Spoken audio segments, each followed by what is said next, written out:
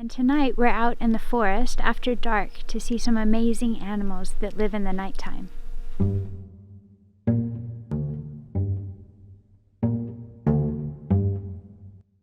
We're out here tonight looking for one of Australia's very cute and cuddly animals, but many of you have probably never heard of it. A bit like koalas, they're like flying koalas. All it eats is eucalypt leaves. They're completely nocturnal.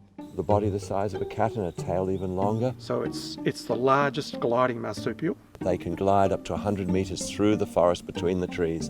It comes in various colour forms, from jet black right through to completely white, and then mixtures in between. 2 super big fluffy ears.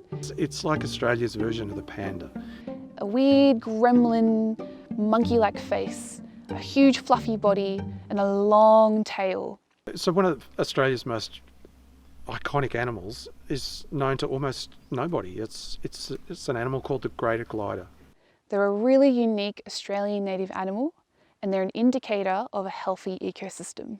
Look, I feel really lucky to have been out here tonight, having the opportunity to see creatures that most Australians would not have seen and are even less likely to see going into the future. Many, many years ago, when I was first working in forests back in the early 1980s, it was the most common animal that you would see everywhere when you went spotlighting. You would see dozens and dozens of animals in a given night. In some places, such as in northeastern Victoria, it's now extremely difficult to find this animal. Populations have declined dramatically. It's trying to work out why is it that populations are declining so quickly, and what can we do to make sure that it doesn't join this long list of threatened and endangered, in fact extinct, Australian species. Greater gliders need hollows to stay in during the day and also to raise their young. Now, almost all of the different species of possums and gliders are dependent on these very large old trees that have large hollows. They love this habitat because it's full of different eucalyptus species that they can forage on, and there's also a bounty of hollows. They also use multiple hollows and swap regularly between those different hollow trees. The animals that live here are dependent upon a stable ecosystem, and they're dependent upon the relationship between old trees and the whole forest. So these old growth trees have been around for hundreds and hundreds of years, and they've formed not just one, not just 2, but sometimes dozens and dozens of hollows in the one single tree. So the greater glider is an animal that lives completely in the canopy. So us scientists have to come up with some unique ways of getting up there to study them. They never come down to the ground if they can help it, and instead, during the day, they live in these hollows. And these hollows are so important. But unfortunately, habitat loss means that we're losing our old growth trees, and they're full of these amazing hollows that the gliders call home. So I'm gonna have a look inside of one and see if anybody's home. So in here we have 2 greater gliders living inside their hollow, and hollows can take up to 200 years to form. Sorry, little guy.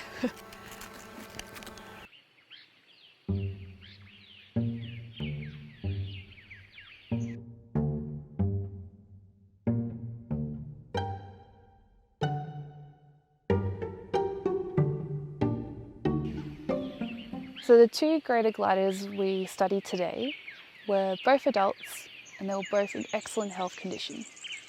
And they were using a hollow that managed to survive the 2019-2020 bushfires. A lot of hollows can be lost following fires. So if fires are too frequent, we can lose these hollow-bearing trees.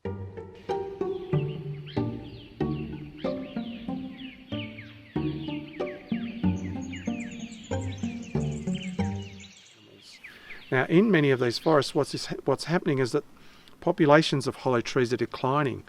We're losing those trees through lightning strikes, through logging, land clearing, repeated wildfires, so that essential tree hollow resource is declining, and with that there's also a decline in populations of animals like greater gliders.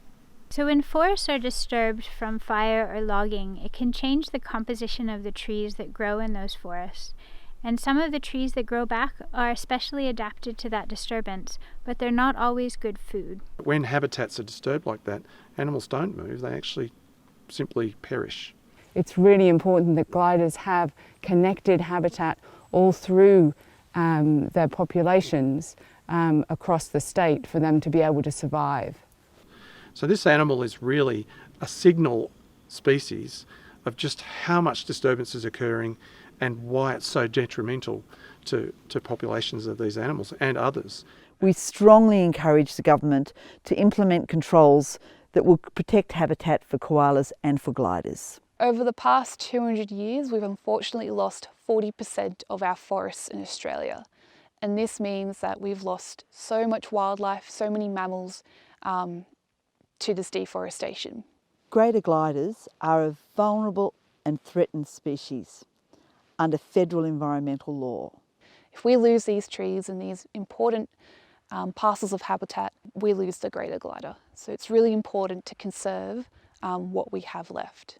However, state-based forestry operations are exempt from those federal environmental laws, which allows them to log the home and the habitat of the animals that have existed here and continue to exist here despite the horrible fires of 2020. The state government has a call to make now. Does it choose to protect gliders, or does it continue to allow logging? There's more and more evidence that the logging of native forests is unsustainable both economically and environmentally. And for that reason, we think that the more pressure that ordinary Australians can put on the government to stop the logging of native forest and replace it with plantation growing, the better it will be for animals like the greater glider. Gliders need hollows. End native forest logging now.